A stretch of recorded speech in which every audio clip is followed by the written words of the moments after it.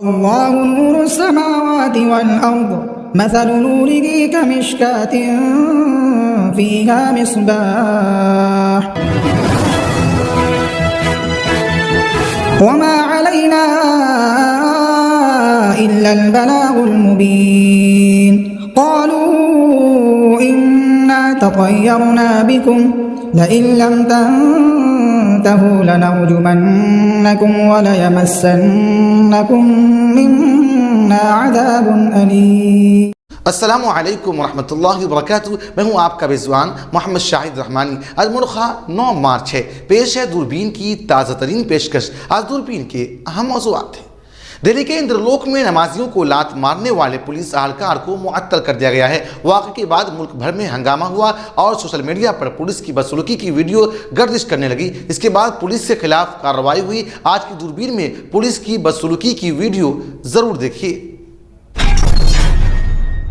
Congress party ने गुज़िश्ता रोज 2024 के लोकसभा इंतखाबात के लिए उम्मीदवारों की पहली फहरिस्त का ऐलान कर दिया है। कांग्रेस के साबिक सरबराह राहुल गांधी एक बार फिर केरला से वायनाड से इलेक्शन लड़ेंगे। छत्तीसगढ़ के साबिक वज़ीर आला भूपेश बघेल राजनांदगांव से इलेक्शन लड़ेंगे।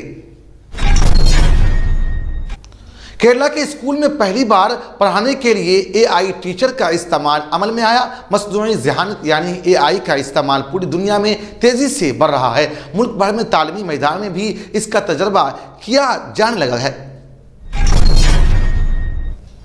आरजेडी ने राबड़ी देवी और अब्दुल बारी सिद्दीकी को एमएलसी इलेक्शन में उतारने का ऐलान किया है। इस फहरिस्त में और किन कद्दावर रहनुमाओं को शामिल किया गया है, तफसीलात में ज़रूर देखिए।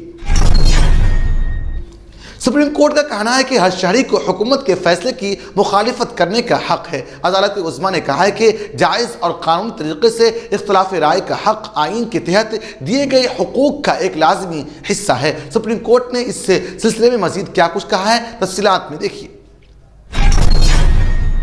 आलमी यौम ख़वातीन के मौके पर इस बात का इंकशाफ हुआ कि इसराइल, अमरीका और मगरबी ममालिक जो ख़वातीन के इख्तियारात की बात करते हैं, वो इस बात को नज़रअंदाज करने लगे हैं कि गज़ा में इस वक्त औसतन 63 ख़वातीन रोज़ाना हलाक हो रही हैं, जिनमें 37 माएँ भी शामिल हैं और तकरीबन 60,000 हामला ख़वातीन को ग़ज़ाई क़िल्लत का सामना है। गज़ा की ताज़ा सूरत हाल तफसीलात में देखिए। गज़ा में हालात दिन ब दिन बदतर सूरत हाल इख्तियार करते जा रहे हैं। गज़ा में भूख से फ़लस्तीनियों की हलाकतों के बाद यूरोपीय यूनियन ने इसराइल पर इमदाद पहुँचाने के लिए कब्र से गज़ा तक समुद्री रास्ता बनाने के लिए दबाव बढ़ा रहा है। अमेरिका ने रूस को मुतनब्बा किया है कि 48 घंटे के अंदर मास्को पर हमला होगा। रूस में सदारती इंतखाबात 15 से 17 मार्च को होंगे। इस दरमियान रूसी वज़ारत ख़ारजा ने अमेरिका और मगरबी ममालिक पर इल्ज़ाम आयद किया है कि वो रूस में बड़े साइबर हमले कर रहे हैं। हौसियों ने खलीज अदन में अमरीकी माल बरदार जहाज़ को निशाना बनाया है। इसमें जहाज़ के अमले के 3 अफराद हलाक जबकि ज़ख्मी हुए हैं 4। हमले के बाद ताज़ा सूरत हाल तफसीलात में ज़रूर देखिए। अफगान क्रिकेटर हमानुल्लाह गुरबाज की 121 रन की सेंचुरी और फजल हक फारूकी की 4 विकेटों की शानदार गेंदबाजी की बदौलत अफगानिस्तान ने वनडे के मैच में आयरलैंड को 35 रन से शिकस्त दी। मैच की तफसीलात आज की दूरबीन में ज़रूर देखिए। आप हमें YouTube पर देखने के अलावा हमारे तमाम सोशल मीडिया पेजेस पर भी फॉलो कर सकते हैं। आप फ़िक्र नज़र उर्दू का प्रोग्राम दूरबीन देख रहे हैं। कौमी दारुल हुकूमत दिल्ली के इंद्रलोक में गुज़िश्ता रोज़ नमाज जुमा के दौरान मक्की जामे मस्जिद में नमाजियों की तादाद ज़्यादा होने की वजह से कुछ लोग सड़क पर नमाज पढ़ने लगे। इस दौरान बाहर नमाज पढ़ने वालों को नमाजों के दौरान ही पुलिस की कांस्टेबल ने लात मारकर उन्हें हटाने की कोशिश की, जिसका वीडियो सोशल मीडिया पर अब वायरल हो रहा है।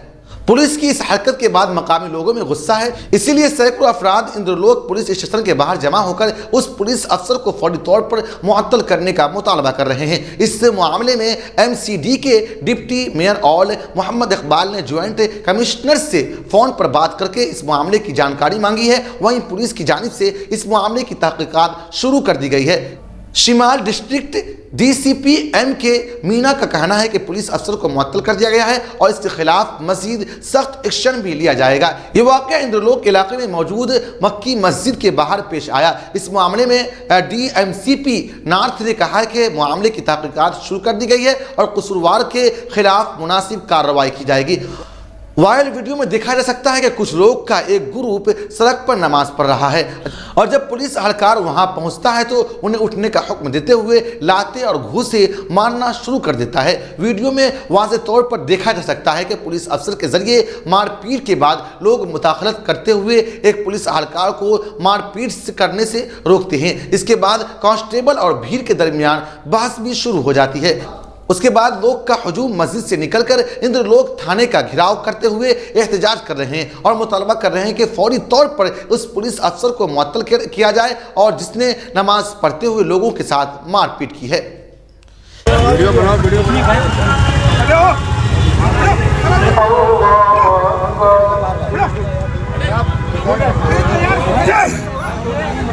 भाई सजदे में थे, देख सकते हो भाई लोग, सजदे में थे भाई लोग जितने भी है, नियत कर रखे थे, इसने लात मारा है, पुलिस वाले ने लात मार रहा है और मुसलमानों को मार रहा है। ये इंदर लोग की वीडियो है।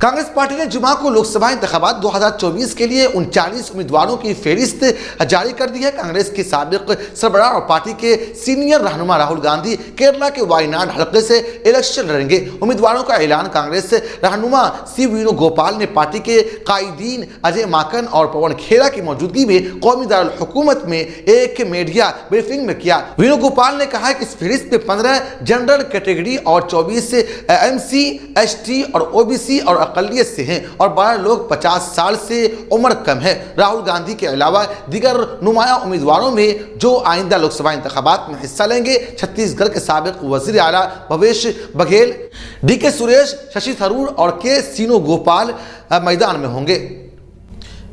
कांग्रेस के रहनुमा ने कहा है कि हम कांग्रेस अब इंतखाबी मूड में आ गए हैं। एक तरफ हमारे रहनुमा राहुल गांधी भारत जोड़ो न्याय यात्रा कर रहे हैं और जो यात्रा गुजरात पहुंच चुकी है और कई रियासतों का अहाता कर चुकी है। 15 मार्च को मुंबई में एक बहुत बड़ी रैली होगी। उन्होंने कहा है कि हमने मीडिया इत्तेहाद की शराकतदार जमातों के तमाम रहनुमाओं को मुंबई रैली में शिरकत की दावत भी दी है। वेणुगोपाल ने कहा है कि अगर हमारी हुकूमत बनती है तो हम किसानों के मुतालबात को पूरा करने के साथ 30 लाख नौजवानों को नौकरी फराहम करेंगे। उन्होंने कहा कि कर्नाटक तेलंगाना में कांग्रेस हुकूमत ने जो वादा किए थे उन्हें पूरा किया है। सोशल मीडिया पर एक वीडियो वायरल हो रही है जिसमें स्कूल के तलबा को AI की मदद से पढ़ाया जा रहा है। वो वीडियो केरला की है जो खूब शेयर हो रही है। इस वीडियो से ये वाज़ेह होता है कि केरला गालिबन मुल्क की पहली रियासत बन गई है जहां AI की मदद से तालीम दी जा रही है। इसके अलावा इंसान नुमा रोबोट इस्तेमाल किए जा रहे हैं। जनरेटो AI स्कूल टीचर को स्कूल में पिछले महीने ही मुतारफ़ किया गया था। अब ये तलबा में काफ़ी मकबूल हो चुका है। इंस्टाग्राम की हैंडल पर वीडियो शेयर की गई है। वीडियो में केरला के जनरेटो AI स्कूल में एक खातून AI टीचर साड़ी पहने हुई बच्चों से मिलती हुई नजर आ रही है। वो स्कूल के बच्चों से हाथ भी मिलाती है। इंसान नुमा रोबोट का नाम आयरिस रखा गया है। AI टीचर आयरिस 3 मौज़ूआत पर बात कर सकती है। इसके साथ ही आयरिस के किसी भी मुश्किल सवाल का मिनटों में आसान तरीके से जवाब भी दे सकती है जो बच्चों को आसानी से समझ में आ सके।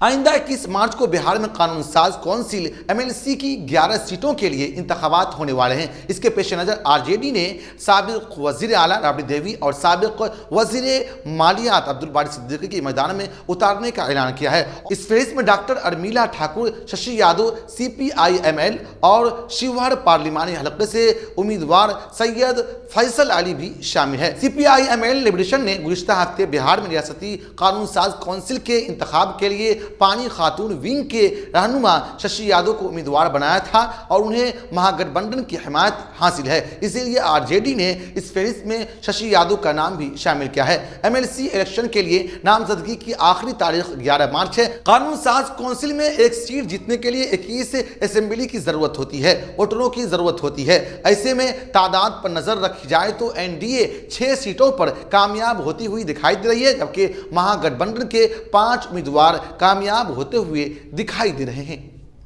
सुप्रीम कोर्ट ने इस केस से मुतालिक मुंबई हाई कोर्ट के हुक्म को मनसूख कर दिया है। अदालत उस्मा ने प्रोफेसर जावेद अहमद के खिलाफ ताज़ीरात हिंद के दफ़ा 153A के तहत दर्ज मुकदमे को रद्द कर दिया है। वाज़ेह है कि महाराष्ट्र के पुलिस ने कोल्हापुर के बाद कंगने पुलिस स्टेशन में हाजिम के खिलाफ आर्टिकल 370 की मनसूखी के बारे में व्हाट्सएप पर स्टेटस लगाने पर FIR दर्ज की थी। हाजिम ने अपने स्टेटस में कहा था कि 5 अगस्त जम्मू कश्मीर के लिए यौम सियाह और 14 अगस्त पाकिस्तान को यौम आज़ादी मुबारक। सुप्रीम कोर्ट ने कहा है कि हर शहरी को यह हक है कि वो दूसरे ममालिक के शहरियों को उनकी यौम आज़ादी पर मुबारकबाद दे। अदालत ने कहा है कि अगर हिंदुस्तान का कोई शहरी 14 अगस्त को पाकिस्तान के शहरियों को मुबारकबाद देता है तो उसमें कुछ गलत नहीं है। सुप्रीम कोर्ट ने कहा है कि जायज़ और कानूनी तरीके से इख्तिलाफ राय का हक आर्टिकल 119A के तहत दिए गए हुकूक का एक लाजमी हिस्सा है। हर शख्स को अपने अदम इत्मीनान को जाहिर करते हुए दूसरों के हुकूक का एहतराम करना चाहिए। हुकूमत के फैसलों के खिलाफ पुरअमन एहतजाज जमहूरियत का लाजमी हिस्सा है। अदालत ने कहा है कि इस केस में अपील कुनिंदा ने कोई हद नहीं पार की। 6 मार्च ख़वातीन का आलमी दिन है और गज़ा की वजारत सेहत के तर्जमान अशरफ अलकादरा ने गज़ा की पट्टी में ख़वातीन के दरपेश चैलेंजिंग के बारे में एक अपडेट फराहम किया है। अलकादरा ने कहा है कि गज़ा के सख्त, गैर महफूज और गैर सेहत बख्श हालात में अब भी तकरीबन 5000 ख़वातीन हर माह बच्चे को जन्म दे रही हैं। दुनिया भर में ख़वातीन के आलमी दिन के मौके पर जंग ज़दा गज़ा में 60,000 हामला ख़वातीन को ग़िज़ाई क़िल्लत का सामना करना पड़ रहा है। गज़ा में हामला खातून और नई माओं को खुराक, पानी और तिब्बी इमदाद की ज़बरदस्त क़िल्लत के दरमियान खुद को और अपने बच्चों को जिंदा रखने के लिए मुसलसल जदोजहद का सामना है। अक़वाम मुत्तहिदा के मुताबिक 7 अक्टूबर से इसराइल और फ़लस्तीनियों के दरमियान जारी तनाज़ा के दौरान इसराइली फोर्सेस ने गज़ा में तकरीबन 9000 से ज़ायद ख़वातीन को कत्ल कर दिया है। अक़वाम मुत्तहिदा की एजेंसी जो सनफ़ी मसावात और ख़वातीन को बाइख्तियार बनाने के लिए पुरअज़्म है, उन्होंने कहा है कि यह तादाद मुमकिना तौर पर कम नहीं है क्योंकि मलबे तले मज़ीद बहुत सी ख़वातीन के दबे होने की इत्तला है। एजेंसी ने कहा है कि गज़ा में रोज़ाना कत्ल का सिलसिला जारी है। इस वक्त औसतन 63 ख़वातीन रोज़ाना हलाक हो रही हैं, जिनमें 37 माएँ भी शामिल हैं, जिनमें से उनके ख़ानदान तबाह हो गए हैं और उनके बच्चों की हिफाजत ख़तरे में है और यह हंदसा तेजी से बढ़ रहा है। गज़ा की वजारत सेहत के मुताबिक शिमाली गज़ा में ग़िज़ाई क़िल्लत के चलते भूख से कम 20 अफराद जाँ बहक हो गए हैं और ये हंदसा तेजी से बढ़ रहा है। गज़ा में पानी की कमी और ग़िज़ाई क़िल्लत से कम 15 बच्चों की मौत की इत्तला मौसूल हो रही है। जंग से तबाहाल शुमाली गज़ा के लिए इंसानी इमदाद की अशद ज़रूरत के हसूल की कोशिशें अब जोर पकड़ती जा रही हैं। बुध के रोज़ यूरोपीय यूनियन ने कब्रिस से गज़ा तक समुद्री रास्ता बनाने के लिए इसराइली दबाव बढ़ाया है और वहीं बरतानवी वज़ीर ख़ारजा ने कहा है कि इसराइल के इत्तेहादी अब सब्र का पैमाना खोते जा रहे हैं। आलमी दबाव के दरमियान बुहरान के खात्मे के लिए 2 इसराइली हुक्काम ने नाम जाहिर न करने की शर्त पर बुध को कहा है कि हुकूमत इमदाद को बराह रास्त अपनी सरजमीन से शुमाली गज़ा तक जाने की इजाज़त देना शुरू कर देगी और कब्रिस से समुद्री रास्ता बनाने में भी ताउन करेगी। एक ओहदेदार ने बताया कि इसराइल जुमा को 20 से 30 इमदादी ट्रकों और इसराइल से शुमाली गज़ा में दाखिल होने की इजाज़त देगा। इस रास्ते से मजीद बाकायदा तस्वीर का आगाज होगा। अहलकार ने बताया कि इतवार को कब्रिस में इमदाद की गज़ा तक तरसील से पहले हिफाजती चेकिंग भी शुरू की जाएगी। अमेरिका ने रूस की राजधानी मॉस्को पर 48 घंटे के अंदर बड़ा हमला करने की धमकी दी है। रूस वाकई अमेरिकी सफारतखाना ने यह तंबिया जारी किया है कि जो कि अमेरिकी सफारतकार को समन करने की कुछ ही घंटों के बाद सुनने को मिली है, क्योंकि रूस 15 से 17 मार्च के दरमियान सदारती इंतखाबात हुए हैं। ऐसे में अमेरिकी सफारतखाना के तंबिया ने हालात में संगीनी पैदा कर दी है। रूस में सदारती इंतखाबात से ठीक एक हफ्ता कबल अमेरिका ने मॉस्को पर हमला को लेकर ये अलर्ट जारी किया है कि इस दरमियान रूसी वजारत खारजा ने कहा है कि अमेरिका और मगरबी ममालिक पर इल्ज़ाम आयद किया और रूस में सदारती इंतखाबात के दौरान बड़े साइबर हमले किए जा रहे हैं। काबिल जिक्र है कि रूस के वजारत खारजा ने मॉस्को वाक़ अमेरिकी सफ़ीर को तलब कर 3 अमेरिकी इदारों के काम को बंद करने के लिए कहा है। इन तीनों अमेरिकी इदारों पर रूस के दाखिली उमूर में रखना पैदा करने का इल्जाम लगाया गया है। रूस ने अमेरिकी सफारतकारों को भी बर्खास्त करने की धमकी दी थी। रूसी वज़ारत ख़ारजा का कहना है कि अमेरिका और मगरबी ममालिक के जरिए रूस में सदारती इंतखाबात के दौरान बड़े साइबर हमले किए जा रहे हैं। रूस के मुताबिक मगरबी ममालिक के हैकर्स लगातार इंतखाबात से जुड़े इदारों और सरकारी महकमों को निशाना बना रहे हैं ताकि इंतखाबी अमल बेहतर अंदाज में अंजाम ना पा सके।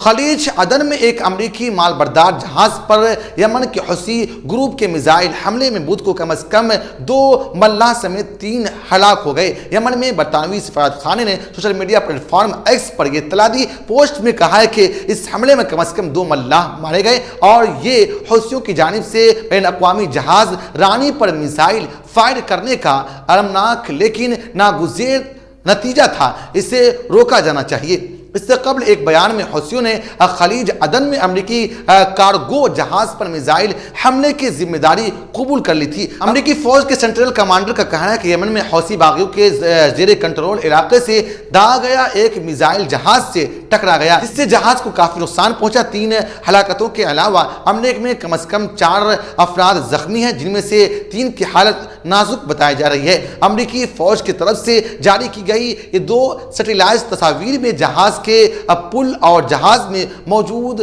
कार्गो को आग लगती दिखाई जा रही है।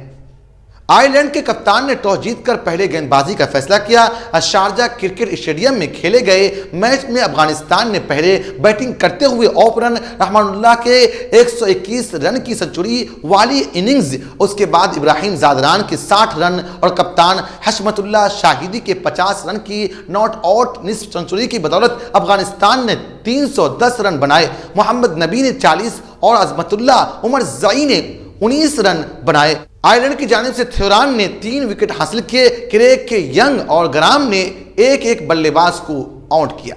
जवाब में आयरलैंड टीम 311 रन के हदफ के ताक़ुब में 50 ओवर्स में 8 विकेटों के नुकसान पर 275 रन बना सकी और 35 रनों से मैच हार गई। फिक्र नज़र की खास बुलेटिन दूरबीन की गुज़िश्ता पेशकश में मोहम्मद यासिर अंसारी, मोहम्मद एहतशाम पूर्निया, शानजे अब्दुल बारी, अमीर हसन, तौसीफ फैयाज, शहनाज खातून, नसीम अहमद नदवी और नस्ल खुदा साहिबान ने अपना कीमती तबसरा करके हमारी हौसला अफजाई की है। हम अपने तमाम नाज़रीन का शुक्रिया अदा करते हैं। आप मुझसे, हमारे साथियों से एक्स पर भी रब्ता कर सकते हैं। हमारा एक्स हैंडल है @फिक्रो नज़र। शुक्रिया।